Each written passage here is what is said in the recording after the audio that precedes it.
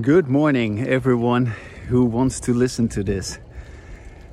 It is a wonderful morning, although it is about to rain pretty soon. There's lots of clouds in the sky, and it has already rained yesterday, and it's probably gonna rain some more later on.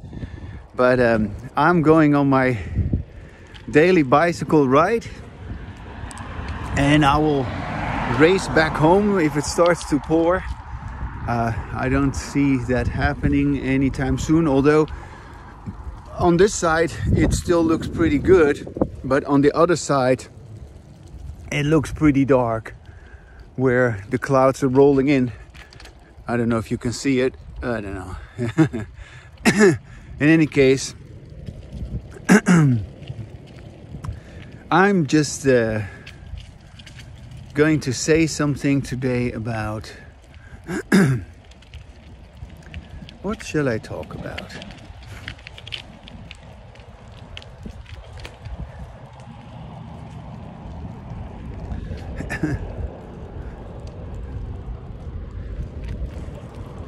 It's funny that I haven't for quite a while spoken about the wonderful silence that one can feel when one engages in embodied language.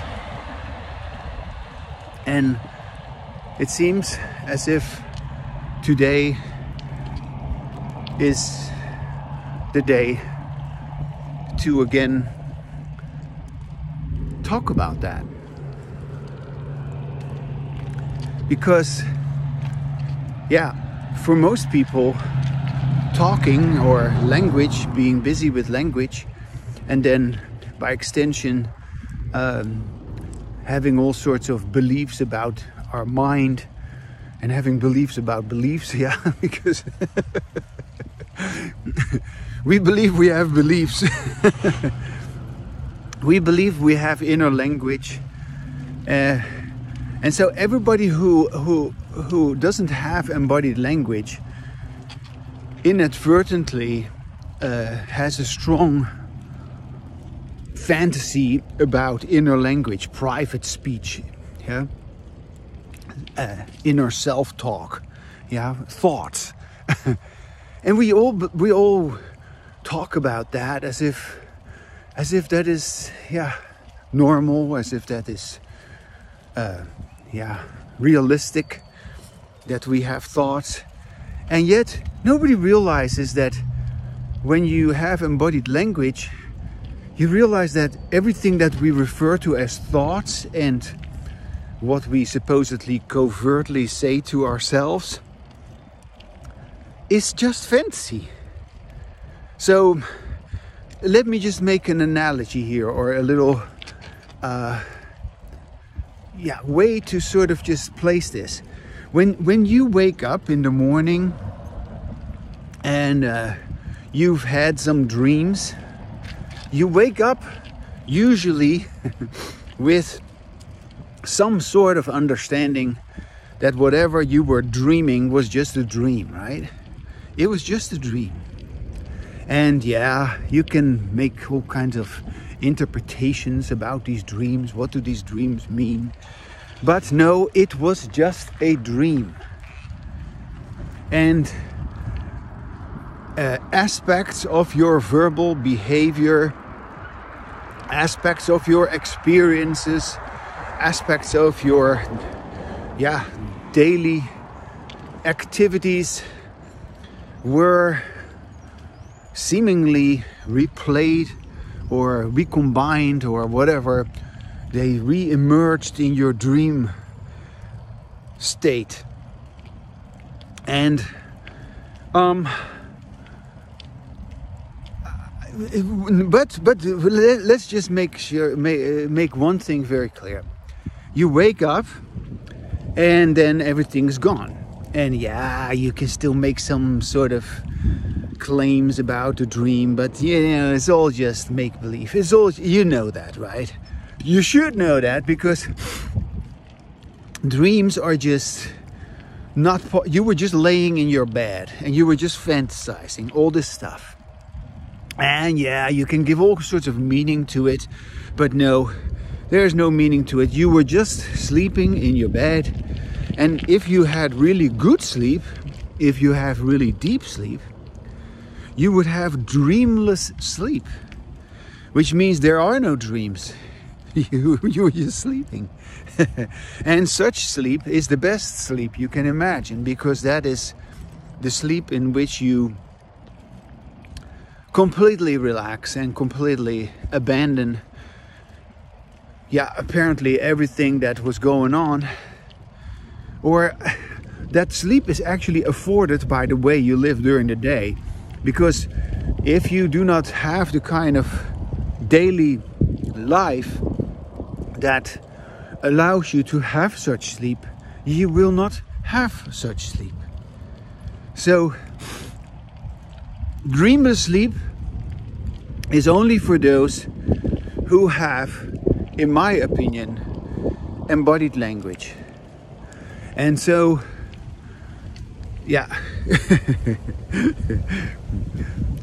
I don't believe that, let's say, someone like, hallo, hey, een klein hondje. He came running. I don't believe that someone like Krishnamurti, who was talking about dreamless sleep, I don't believe that he was having dreamless sleep. And I mean, I don't even have dreamless sleep all the time, even though I have embodied language. But especially in my dreams even more than in my daily life, I still experience remnants of the disembodied language that I was involved in. And to the extent that I can say, oh, it was just a dream, it means nothing, I'm able to realize, like, yeah, of course there is no inner language. You just fantasize that, and the fantasy goes on day and night.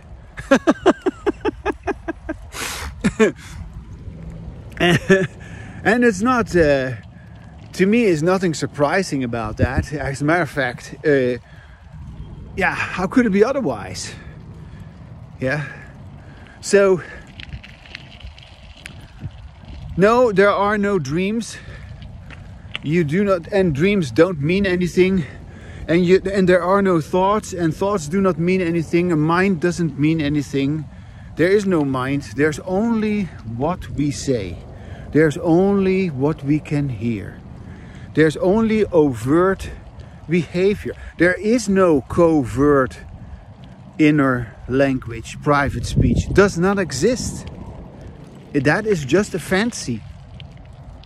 And there's also no covert inner seeing. Oh, I saw it in my mind's eye. No, you don't see anything inside. I saw it in my mind. No, you were just imagining that you were seeing something. You were fantasizing you were seeing something. That you were having a vision. People have had visions. People have heard voices. It's all just nonsense. Total nonsense. And we have yet to acknowledge all of this. That is what's going to happen when you have embodied language.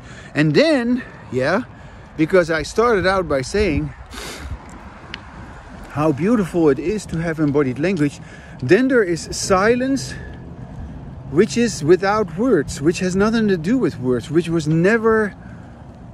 was never any words involved in that silence. It's so the silence of embodied language is the silence of the absence of words, the absence of language. There is no language. And it's a completely different silence than the silence in which we are supposedly trying to quiet the mind or let the mind subside or whatever. There is no such thing as subsiding the mind. There's no mind. So how can you subside? How can you quiet the mind? How can you let go of your mind. There's nothing to let go of. There is no inner language. And so this silence that I am talking about goes on while I speak as well as while I don't speak. And yeah, anyone who listens to me can hear that. And yeah, I claim with my embodied language that a person who has embodied language, like myself, a person who knows how to continue with embodied language, who is also socially reinforced for their embodied language by others with whom he or she occasionally is able to speak, because they too are listening to themselves while they speak. Such a person will still have, it is inevitable, such a person will still have many occurrences in which there will be a reappearance of, what you could say, a dream, a reappearance of the idea of thought, a re-emergence of having ideas, a repeat of beliefs, of inner speech.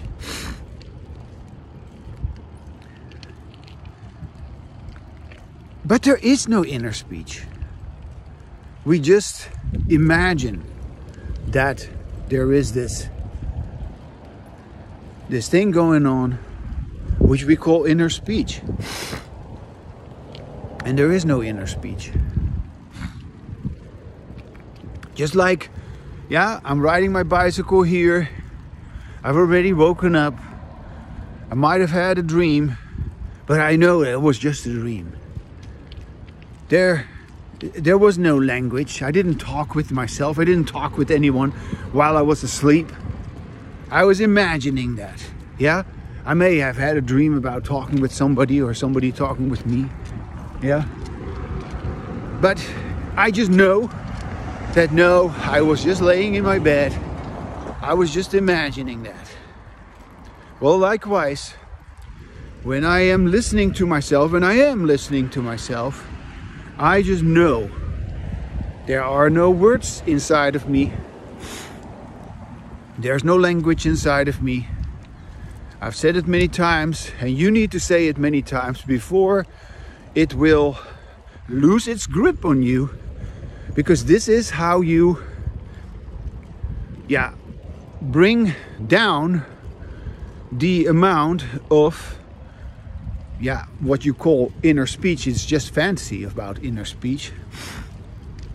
You will decrease that fantasy. You will decrease that tendency to believe that you have thoughts.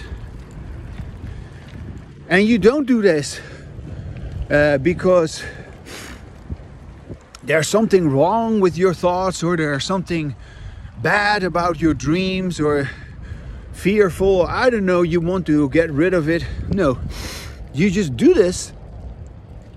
You decrease your own fantasy about inner language, both in dreams as well as in waking state, while you still believe to have a mind and thoughts and experiences, because it goes with all of that. You keep saying, oh I have my own experience, my own beliefs, my own values, my own ideas that I stick to. But you don't. You only say something when you open your mouth, when you produce sound with your vocal cords. Only then a listener can hear something that is being said. There is no other way of saying something than by speaking out loud. And there's no other way of hearing something than when a speaker is saying something so that it can be heard. And there's no other way of reading anything if something is written. And without it being written, there's no way for you to read anything. So language is observable, language is objectively happening. It is observable behavior, measurable behavior. Inner speech is fantasy. Yeah, you talk about it, and then supposedly that is the proof that it happens. But the fact that you talk about it doesn't mean that it happens. Inner speech is based on your disembodied language, in which you do not listen to yourself. Once you listen to yourself, you realize, like, wow, so all these references by all these millions of people, yeah, because the whole of mankind is involved in this delusion, the delusion of thought, the delusion of inner speech, the delusion of having a mind. And then, of course, also the delusion of how to deal with the mind and how to win the minds and hearts of people. All this kind of nonsense. No, we look at this election. And we conclude it was not about what people believe. No, it is about what people filled in on their voting. In the voting booth. It is this. Yeah, the verbal agreement with a particular objective that was written, that could be read, that was said during campaign speeches. Yeah, it has nothing to do with inner stuff. Yeah, and anybody who says so do not know what they're talking about. If it was about that, we are just beating around the bush, because they were just saying something, whether it was Trump or Harris. We're just saying something, and that is what those beliefs are. So what we're saying is disembodied language, yeah, in which we do not listen to ourselves, in which other people are supposedly more important than us, and that's why we try to get them to listen to us. Or other people are more important to us. That's why we want to listen to them. But we're not listening to ourselves in disembodied language. So, once we acknowledge the simple truth, the simple, observable, scientific truth, that there is this possibility in which we, as a speaker, listen to ourselves while we speak, then we have embodied language. Then we unequivocally are able to acknowledge that there cannot be any inner language. There cannot be any words inside of us. It's just such a childish and irrational belief. I mean, if we continue to adhere to this idiotic belief that there's inner language, we are endlessly continuing with our disembodied language. And that is unfortunately what is happening. We see this playing out. There's no other way for politicians, to fight disembodied language with more disembodied language. So inadvertently, there's always an escalation of disembodied language, because we never understood that disembodied language can be stopped and we can have embodied language instead by listening to ourselves while we speak. But that hasn't happened. Nobody talks about that. So the belief in inner speech is so problematic. It is our biggest dilemma that we have yet to address. And of course it can only be addressed with the embodied language that I am talking about. Do you hear how quiet I am while I'm saying all this? Do you hear that I don't have any thoughts? I'm just saying something. I don't express my thoughts here. I don't express inner language here. I simply say what I'm capable of saying. And yes, I listen to myself. And yes, for me, inner language doesn't exist in the same way as hearing voices doesn't exist. Yeah, a person who believes that they're hearing voices, they're psychotic. And a person who believes to have a conversation with a higher power is also psychotic. And we've yet to talk about this. Yeah? And yet, everybody with, I don't know, any kind of religious belief, and even if they don't have a religious belief, they still have all sorts of esoteric ideas. Ideas, of course, which are just ways of talking, which maintain the fantasy of beliefs that everything has a reason. Everything, we are here for a reason. We're here to figure something out. No, there's no reason.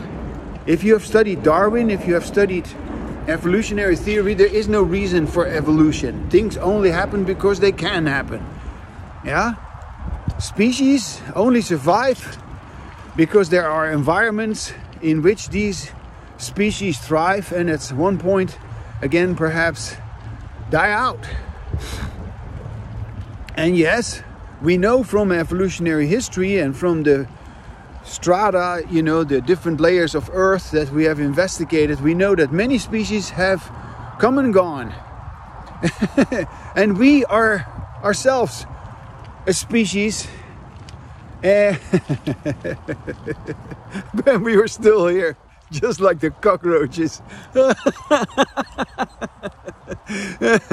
No, I'm just kidding. But there is no reason. There's no purpose to existence. There's no, there's no, they call that in philosophy teleology. Yeah, you're not here for a reason. And when Darwin or anyone with any knowledge about evolutionary theory talks about survival of the fittest, we're also not talking about, you could say, we're also not talking about some sort of a goal of the evolution. Because there is no goal. Evolution just happens. And yeah, there is no higher power who is directing this. And nobody wants to admit that. They can't. Also, again, because even those people who are, let's say, for instance, I know there's all kinds of people who know about evolution, and yet they still do not have embodied language, like Richard Dawkins or Sam Harris, or Christopher Hitchens. You know, I mean, these people, they have acquired a certain amount of knowledge in a certain area, and yet they still talk like idiots. And the same is true for people who are knowledgeable about behavioral science. Yeah, they know about the laws of human behavior, and yet they still refuse to admit. It's just astonishing to me that the behaviorists, by and large, I mean, I've talked with a couple of them, but for the most part, behaviorists are completely incapable, unwilling to talk with someone like me who just argues that no, your usual way of talking and dealing with language derives from the fact that you have been taught to speak in such a way that you do not listen to yourself while you speak. Yeah, that is a problematic way of speaking, which results inevitably in a very problematic way of dealing with language, because it basically deifies the belief, the assumption about inner language, that we have thoughts. Yeah, we never talk about that we have thoughts. What are thoughts? If thoughts are anything, it must be stuff happening in our brain. But what happens in our brain are not thoughts. What happens in our brain are just neurotransmitters, neurons that fire and wire together. Yeah, neurons that have coding, myelin, neurons that have synapses, neurons that can release the neurotransmitter in the synaptic cleft so that it is passed on to the next neuron, neurons that have electrical charges and chemical releases. Yeah, this is what happens in the brain, and there is just no way in which anyone can ever refute what I'm saying. There are no thoughts in our brain. There are no words in our brain. We don't think in pictures, as we say. Yeah, it just does not occur. We talk that way. That's all we do. And we talk that way only in disembodied language. Because if you talk like me, you fall silent. You have to fall silent. Because your disembodied language has been stopped. And that means the whole fallacy of inner language has been completely demolished, completely debunked, completely stopped, completely evaporated. And it is kind of similar to the outcome of this election. Yeah? You may stamp your feet, but Trump has won. And you may stamp your feet, but the majority of the American people, they choose for policies, they choose for government which is different from what it has been. And now we're going to have to deal with that. And so there's no argument anymore. You can scream and cry about it, but there's no way in which it is going to be any different just because you make another temper tantrum.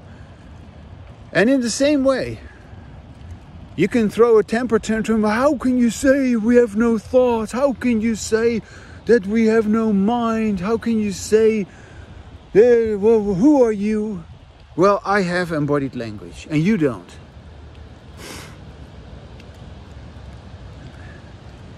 So,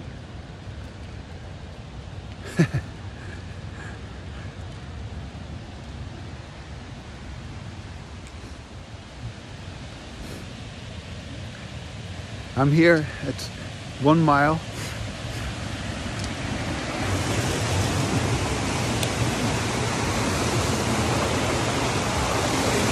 Water underneath the bridge. Look, there it goes.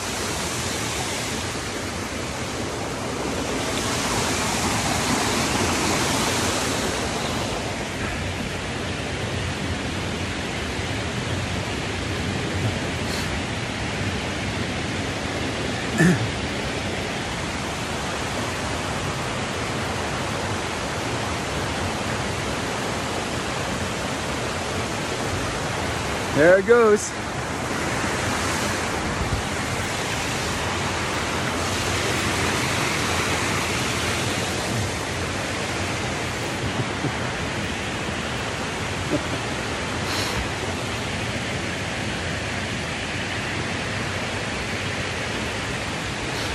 And so, what I'm saying, it has to be considered because it is true, and the truth is something That is important. The truth is important because there is a difference between speaking and listening to yourself and speaking and not listening to yourself. Speaking and listening to yourself makes you abandon all sorts of falsehood, all sorts of superstitions. In effect, you become scientific. You become objective about yourself, about your own behavior. When you talk out loud with yourself, by yourself, you say what's going on with you. You say it to yourself. You let yourself know, this is what I am experiencing. This is my life. This is how I feel. This is how I operate. And then you talk about how wonderful that feels, right? How happy you are. How successful you are. how much fun you're having. How truthful you are and how impressed you are that you're so capable of saying it exactly as it is. No, you don't say that. When you start talking with yourself, you will have to come to terms with the fact that you're fucked up. that everything is a mess. You will have to let yourself know. Objectively speaking, you're full of doubt. Objectively speaking, and of course, doubt is just another word for your inner language. But what does that mean? It means that you have contradictory behavior. That's what it is. You do one thing and then you do something that is totally against what you did before. There's no inner language.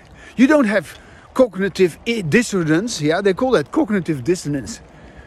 This is just bullshit. How can there be cognitive? And it's also this whole conflict between what you feel and what you think. It's all just nonsense. That does not exist.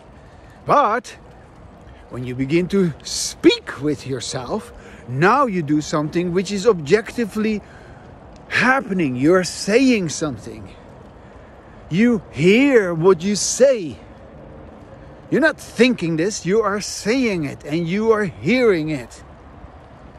Alright. And you hear that what you say is nothing but misery. It's nothing but anxiety and tension and worry and stress and fear and hatred. Yes, that's what will happen when you begin to listen to yourself. That's what's going to happen. You've been lying to yourself, and that's what you have to admit to yourself. That you've been lying to yourself. Yes, other people have been lying to you too, but they were lying to themselves as well. We're all lying to each other because we're lying to ourselves.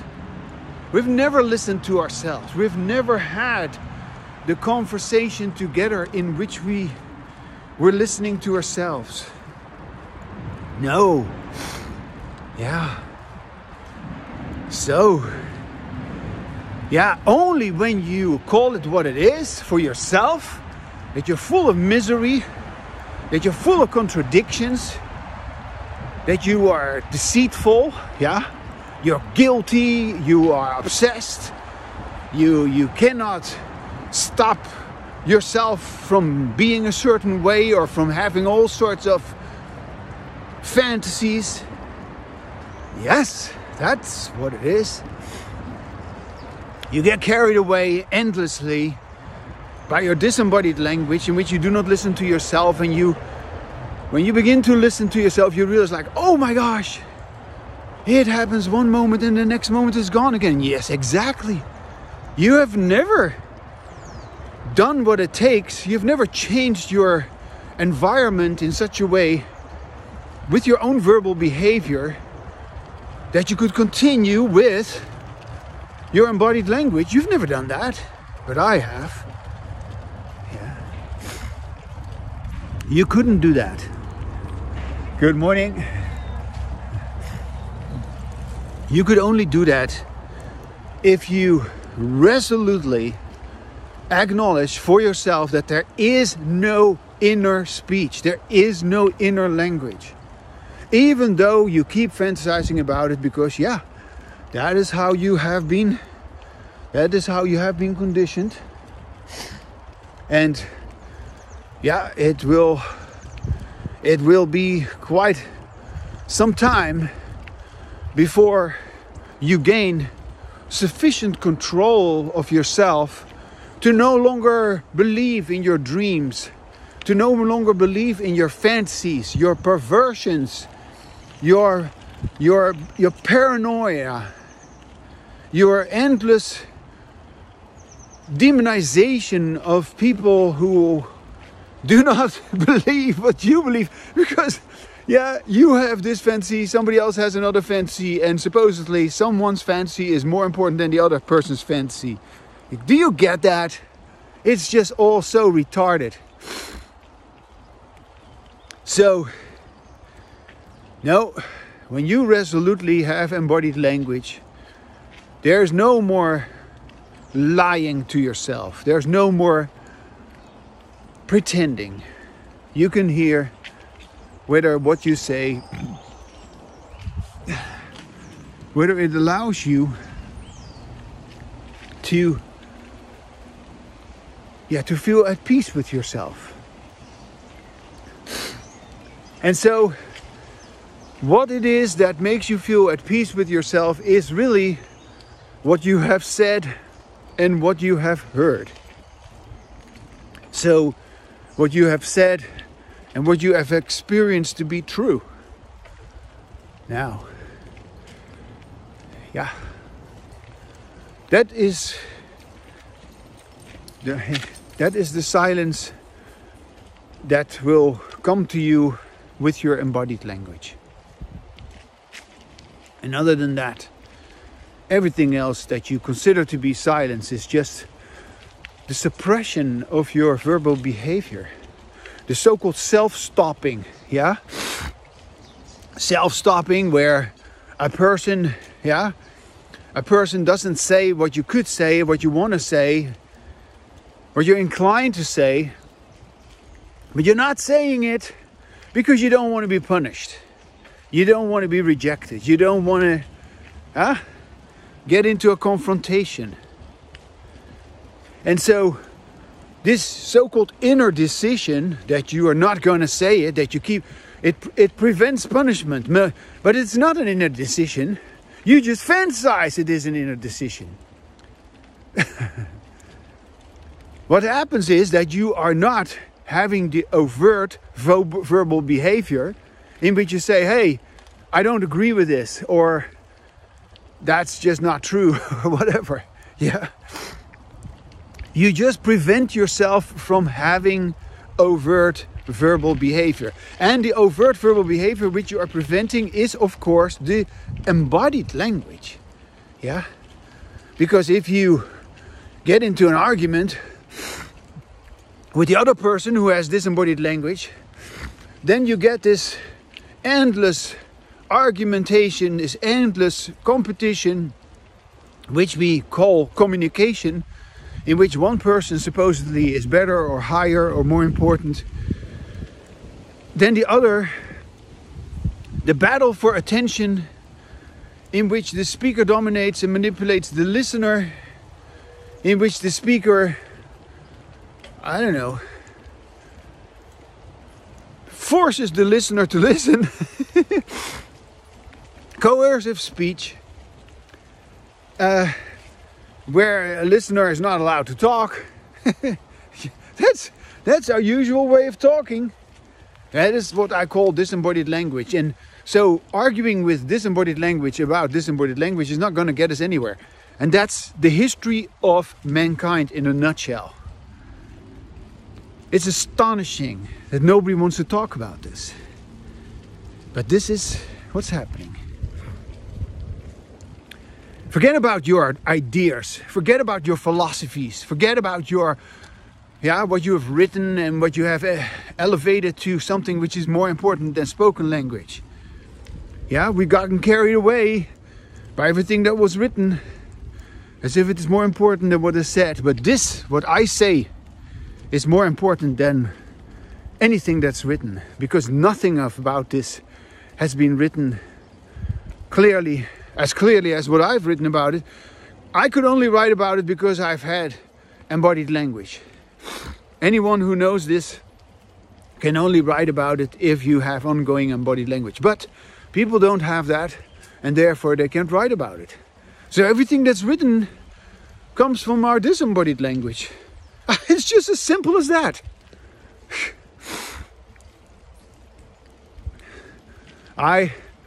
When I discovered this, I felt very strongly, because many people have suggested that I should write about this, I should write a book about this, blah, blah, blah. I felt very determined to not write about this initially. I refused to, because I wanted to talk about it. And I'm so glad that I pursued my own inclination as to what I needed to do to have more of this. And obviously, you could only have more of this if you talk like this. If you talk like this with yourself, and if you talk like this with people who are able to talk like this. So that's a huge thing. I'm going to sit here for a little bit.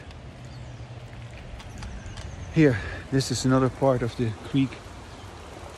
Isn't that great?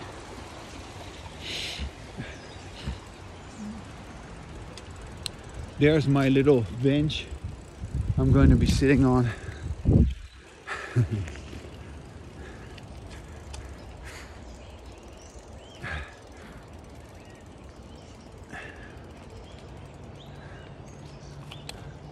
It hasn't started raining yet, so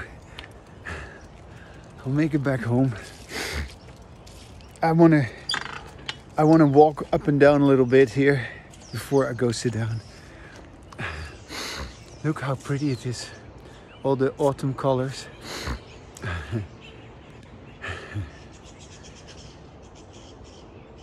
Nobody can deny that I talk about embodied language, in which I listen to myself while I speak. Nobody can deny that there's a difference between what I say and the usual disembodied language in which people do not listen to themselves while they speak. Nobody can deny that. I dare anyone to come forth and talk with me, because I will show you, I will show you immediately that your disembodied language is making you talk in a way in which you do not listen to yourself. And I'm not gonna be patient. I'm not gonna be polite. I'm not gonna be forgiving, because I find it unforgivable that people have rejected me. I find it unforgivable that people have, and I will be 66 years old in 2 days. I've been developing this over the last 45 years. Hello, ma'am. And this has become so clear that I'm now where I'm now at.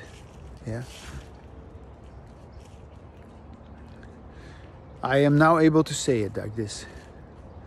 And I don't forgive anybody who has rejected me. I don't forgive anybody in academia, yeah, because I feel very strongly this should have been recognized during all these years that I've studied, that I was part of Butte College here in Chico or Oroville. Yeah, I've been a student at Butte College. I got my AA degree there, my college education. And then later on, I was a tutor there for many years. A tutor, yes, I helped other students. And then I went to Chico State University, where I did my bachelor's degree.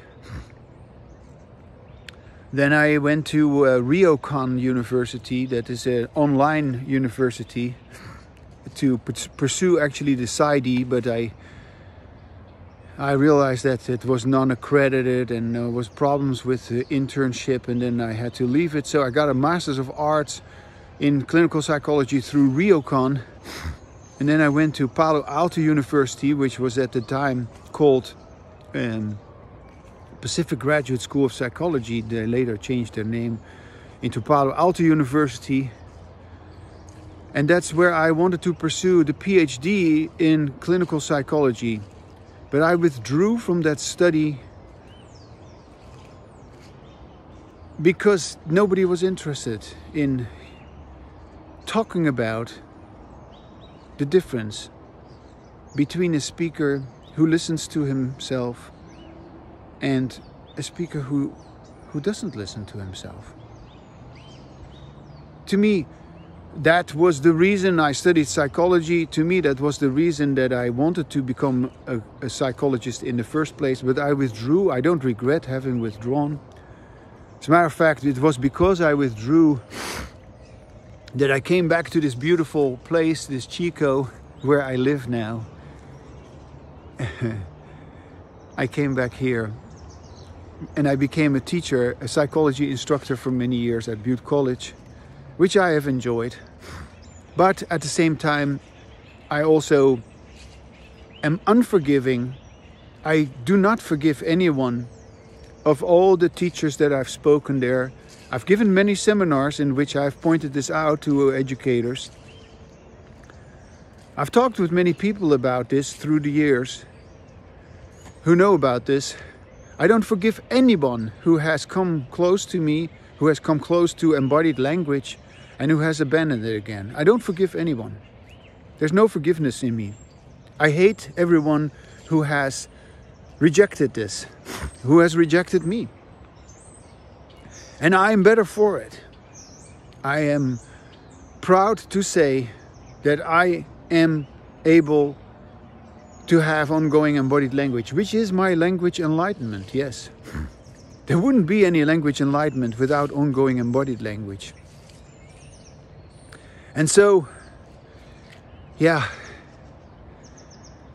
I need to say all this. I need to say all this because the world is in peril, yeah. I'm not some guru, I'm not some cult leader. I don't have any following, I don't care for any following. I don't care to indoctrinate anyone. I simply say, put it to the test. I simply say, go and talk with yourself. Go and talk with yourself and recognize that as long as you are not listening to yourself,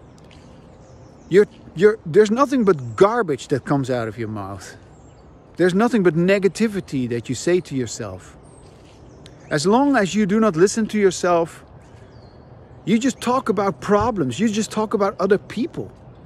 You just talk about your unhappiness, your dissatisfaction, your fear, your stress, your worry.